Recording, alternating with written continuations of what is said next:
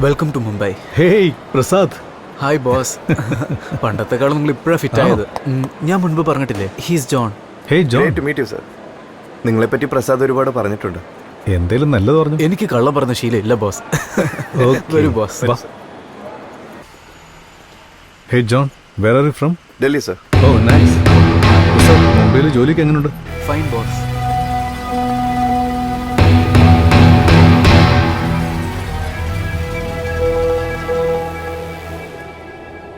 ശിവാജി റാവു. അവൻ കൊച്ചിയിൽ നിന്ന് വന്നിട്ട് മുംബൈയിൽ നിന്ന് നമ്മളെ ഓടിക്കാൻ പോവാണ്. പിന്നെ ബുഷിൻ, ആ കലീമിൻ്റെ കാലുകൾ ഒടിച്ച് അവനോട് ചെന്ന് പറയണം ഇനിയൊരു താക്കീത് ഉണ്ടാവില്ല എന്ന്. അടുത്ത പ്രാവശ്യം മരണമായിരിക്കും അവൻ്റെ മുൻപിലുണ്ടാവുക. ബോസ്, മുംബൈയിൽ അണ്ടർവേൾഡിന്റെ പ്രശ്നമൊന്നും അധികം ഇല്ല ഇപ്പോൾ. വളരെ കുറച്ച് സ്ഥലങ്ങൾ മാത്രമേ ഉള്ളൂ. ഈ പസാരിനെ പോലെ ഏതോ വല്ലപ്പോഴും എന്തെങ്കിലും സംഭവം നടക്കാറുള്ളൂ. ഹേയ്, ഇതുപോലുള്ള ക്രൈംസ് ഇപ്പോൾ എല്ലാ സിറ്റിയിലും നടക്കുന്നുണ്ടല്ലോ പ്രസാദ്. മുംബൈ മാത്രം നമ്മളെന്തിനാ ബ്ലെയിം ചെയ്യുന്നത്?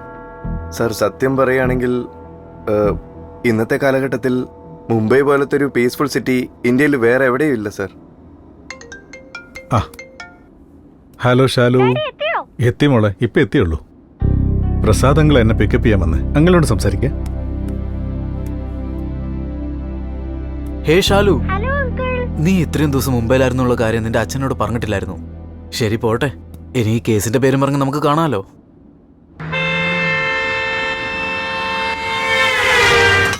എൻ്റെ ഊഹം ശരിയാണെങ്കിൽ പസാരിയെ കൊടുക്കാൻ വേണ്ടി ഏതോ ഒരു ഗ്യാങ് വേൾഡ് ഇതിൻ്റെയൊക്കെ പുറകിലുണ്ട്.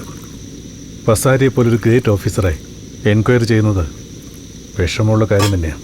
നമ്മുടെ ഡ്യൂട്ടിയിലുള്ള ബ്യൂട്ടി അല്ലേ ബോസ് അത്. എവിടെ എങ്ങനെയൊക്കെ നമ്മൾ എന്ത് ചെയ്യുമെന്ന് ആർക്കും അറിയില്ലല്ലോ. ഞാൻ മനസ്സിലാക്കിയ ഒരു കാര്യം, ഒരു കാര്യത്തെക്കുറിച്ച് മനസ്സിലാക്കുന്നതിന് മുമ്പ് ആ കാര്യത്തെക്കുറിച്ച് മനസ്സിലാക്കേണ്ട വല്ല ആവശ്യമുണ്ടോ എന്ന് ആദ്യം മനസ്സിലാക്കണം. എനിക്ക് മനസ്സിലാവുന്നില്ല സർ. നിനക്ക് മനസ്സിലായാ പിന്നെ നീ ബോസ് ആവില്ലേ? ഇത് മനസ്സിലായി.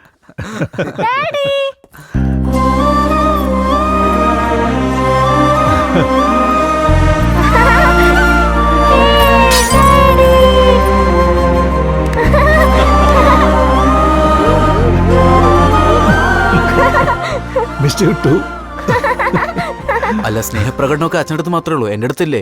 പ്രസാദങ്ങളെ പുതിയ വല്ല ജോക്കുണ്ടെങ്കിൽ അത് പറ. നിങ്ങളുടെ ഇടയ്ക്ക് ഞാൻ തന്നെ ഒരു ജോക്കറായിരിക്ക. ജോൺ, എന്റെ മോളാ ഷാലു. ഡാൻസ് ഉൾക്ക് ജീവനാ. 2 വർഷം ഇവിടെ മുംബൈയിൽ തന്നെ ഒരു ഡാൻസ് സ്കൂളിൽ താമസിച്ച് ഡാൻസ് പഠിക്കുന്നുണ്ട്. വാവ്. ഡാഡി, ഞങ്ങളുടെ സ്കൂളിൽ നിന്ന് ഏഷ്യാറ്റിക് ബാലറ്റ് കോമ്പറ്റീഷന് റഷ്യയിലേക്ക് അയക്കുന്നുണ്ട്. അച്ഛൻ എന്തിനാ മുംബൈയിലേക്ക് വന്നേ? അല്പം കോംപ്ലിക്കേറ്റഡ്. എനിക്കറിയാം, നാരായണൻ പസാരിക്ക് വേണ്ടിയല്ലേ. മീഡിയ കാണിച്ച പണിയാ. ഡാഡി അയാളെ ബാഡെന്നാണോ കരുതുന്നേ? ഞാനെന്ത് വിചാരിക്കുന്നു നല്ല കാര്യം. സത്യം തെളിയിക്കലാണ് എന്റെ ജോലി. പിന്നെ മുത്തശ്ശൻ നിനക്കൊരു ഗിഫ്റ്റ് തന്നയച്ചിട്ടുണ്ട്.